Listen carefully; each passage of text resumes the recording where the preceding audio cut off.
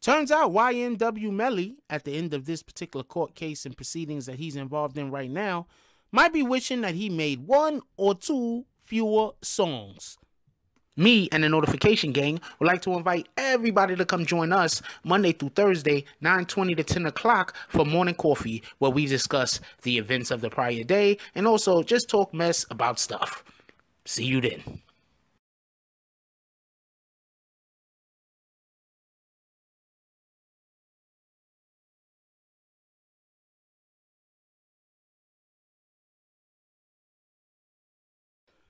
BBN, Jack Frost. What's up, party people? Aight, so yeah. So apparently, the lawyers of YNW Melly has come to a basically they haven't come to a decision. It's basically something that we've all known that was gonna happen, but them also being privy to the information that's being passed through the courts have decided that they're gonna come out and talk about a specific matter, and that is that the DA is deciding that, you know, they're gonna use YNW's Melly music against him. Now, before we go any further, I just want to say this is not really new. Rappers specifically have always been held accountable for their words that they put in music. If you remember, Tupac even brought it up about how some of the music that he had made at one point, you know, he was going to trial and how they were going to use his music against him. But with that being said, I don't see them using any rappers' positive music in their defense. But yes, they're using the words that you say against you. So how could this actually work against YNW Melly? First, let's just be clear. The song that he made, the songs that he made, Murder in Your Mind, Mind on Your Murder, those are 2 different songs. That didn't actually detail the murders in which he's in trouble for. So it's not like he did a murder, then he dropped the song, and in the song he spoke about the exact murder that he is now being held, that they're trying to hold him accountable for, or he's being brought up on charges for. That's not what happened. He made a song about being murdered, and he made another song about murdering, and they're going to try to use those, especially the one, obviously, that he made about committing a murder. They're going to try to use that against him. Okay, so this is basically something that I think people kind of forget when you're on trial. They say, oh, you got to prove the case. You got to prove that the person did it. Yes, you have to prove that the person did it or didn't do it. This is, you know, this is fact. But one of the ways in which you could sway the jury in your favor is by showing them that the defendant exhibits behavior that will be consistent or inconsistent with the crime that they're being accused of committing. So if they have you in there for a murder and you have a song which is extremely detailed about a different possible murder, you're going to have people that's going to say, well, you know what? I don't know how he would know details like that unless he actually has killed someone before. You understand what I'm saying? I'm not saying that that's the logical thing to say. I'm not saying that that's what they're supposed to be doing. I'm saying humans are flawed. And often, if you put something in front of a human being and you say, well, I'm not saying that this is what it is, but it's a possibility, and it's in a matter as serious as this is, there's a good chance that their opinion might sway a little.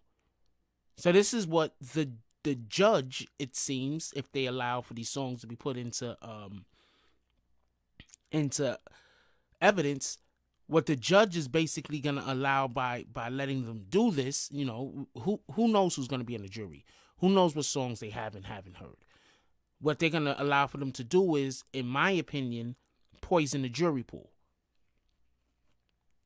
If these songs have nothing to do with the murder that was just committed. And I'm not trying to figure out a way to get anybody off on anything. Let's just be clear on this.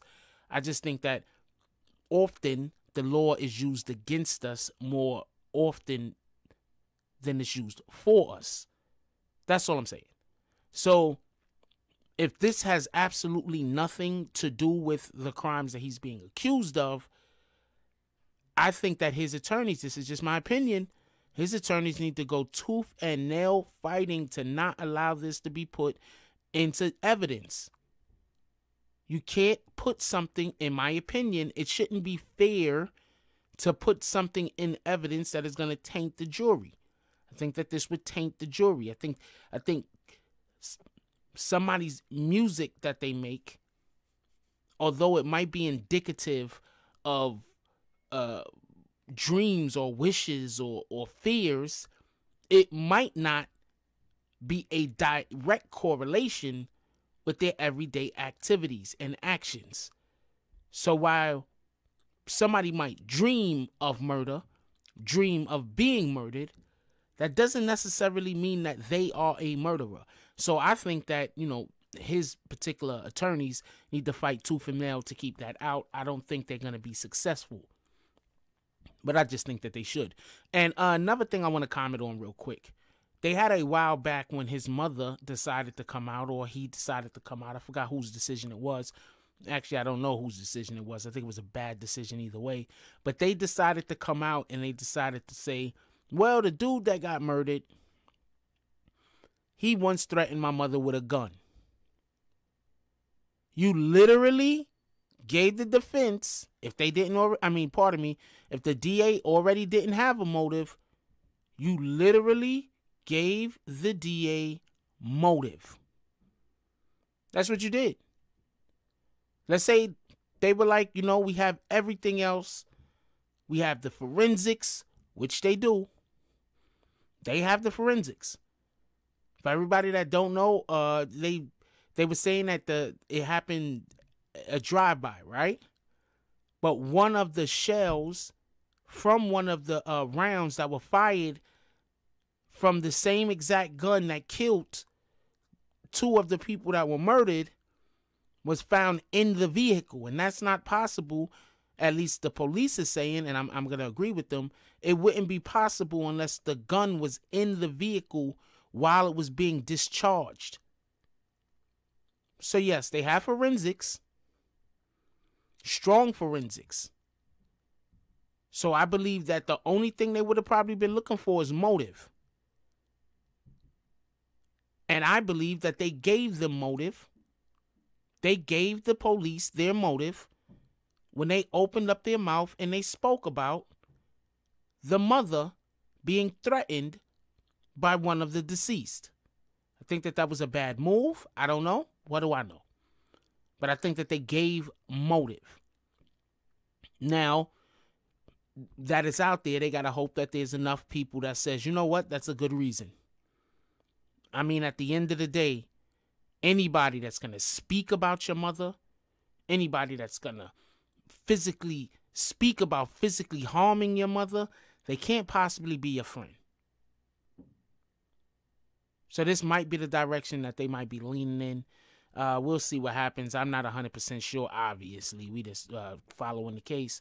But yes, YNW Melly, there looks like they're going to hold him accountable for his raps. And before we go close out, I'm about to close out, but before we go, I want to say this much, right? People need to stop thinking that their words don't carry gravity. We live in a weird world nowadays with social media, with instant communication, where people think that they can say and do anything and it doesn't matter. Where people believe that whatever they do is just words. That's not the kind of world we live in now. You have individuals that they're saying things about people this month, and a year from now, they might really regret it. 6 months from now, they might really regret it.